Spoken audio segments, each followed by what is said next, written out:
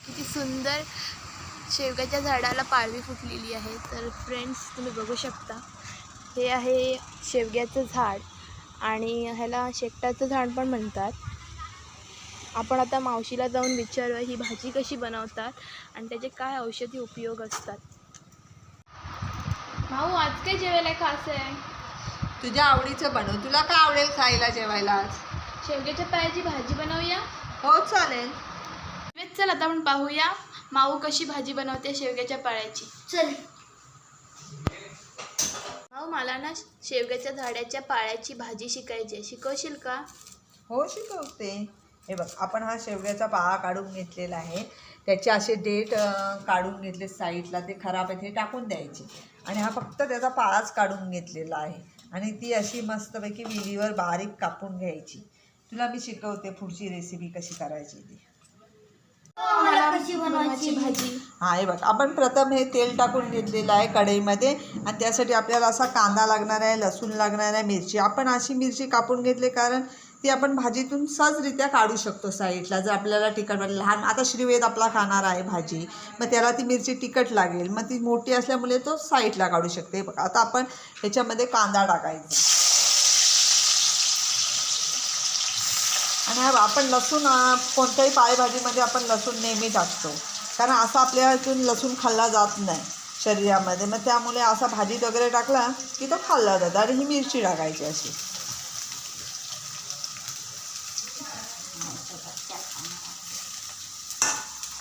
आणि कांद्यावरच आपल्याला मीठ टाकायचं आहे, 2 चमचे. ते चवीप्रमाणे टाकायचं, 2 चमचे असं काही नाही. आणि कांद्यावर थोडासा हिंग टाकायचा आहे. सिक्रेट मसाला.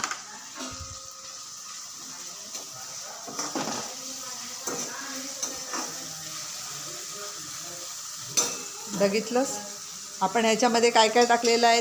तेल टाकलेलं आहे कढईमध्ये, कांदा, लसूण आणि मिरची. जिरं राई नाही टाकायची ह्या भाजीला. आणि हा असा मस्तपैकी बारीक पाळा कापून घेतलेला आहे शेकटाचा पाळा. याला शेकटाचा पाळा सुद्धा म्हणतात श्रीवेद.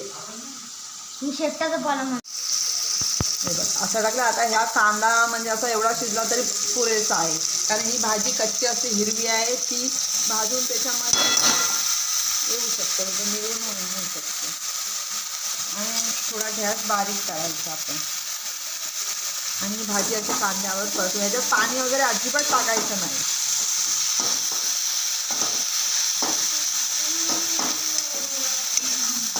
श्रीवेद, तुला माहिती आहे का, ही आषाढी एकादशी असते ना, त्याच्या दुसऱ्या दिवशी पण ही भाजी केली जाते आपल्या इथे. आणि गोड उंबर केले जातात त्याच्यावर. आषाढी एकादशी असते ना, त्याच्या दुसऱ्या दिवशी हां त्याच्याबरोबर आपण करतो, माहिती आहे काय खायला. गोकुल अष्टमीला पण केली जाते या पायाची भाजी.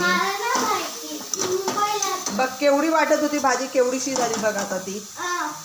आता हा पण गॅस ना बारीक करायचा मंद आचेवर, आणि त्याच्यावर असं मस्तपैकी झाकण ठेवायचं 5 मिनिटांनी, परत चमचा फिरवायचा. हे बघ राणू, बघ आता तुला या भाजीमध्ये फरक जाणवते काय? बघ, हे बघ मी मुद्दामच ठेवले.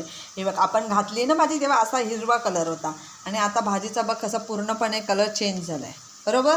हो. मग आता ते चेंज भाजीचा कलर झाला की नाही, मग आपण त्याच्यामध्ये आता खोबरं टाकायचं. हा बघ, हा चमच्याला पहिली हिरवी भाजी जेव्हा घातली तेव्हा कशी हिरवी दिसते. हा बघ, दिसली तुला कलर हिरवा? आणि आत्ताचा भाजीचा शिजल्यानंतरचा बघ. हे बघ, या भाजीमधले आपण सगळे देठ काढले ना, म्हणून ती भाजी एकदम मिळून आलेली आहे, म्हणजे अशी सडसडीत झालेली नाही, मऊ रुसरुशीत अशी झालेली आहे.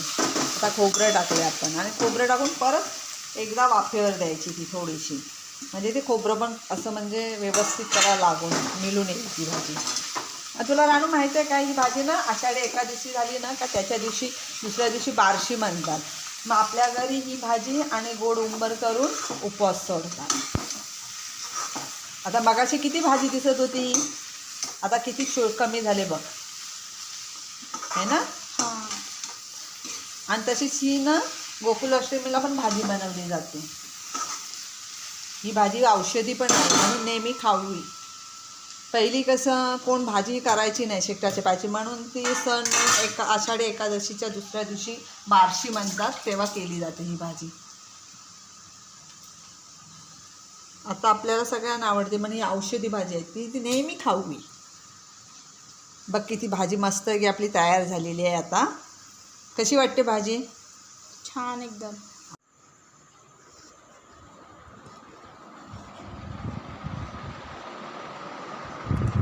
राणू वाव, झाली पण. बघ झाली, टेस्ट करून सांग कशी झाली.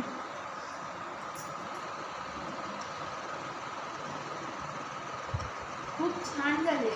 थँक्यू.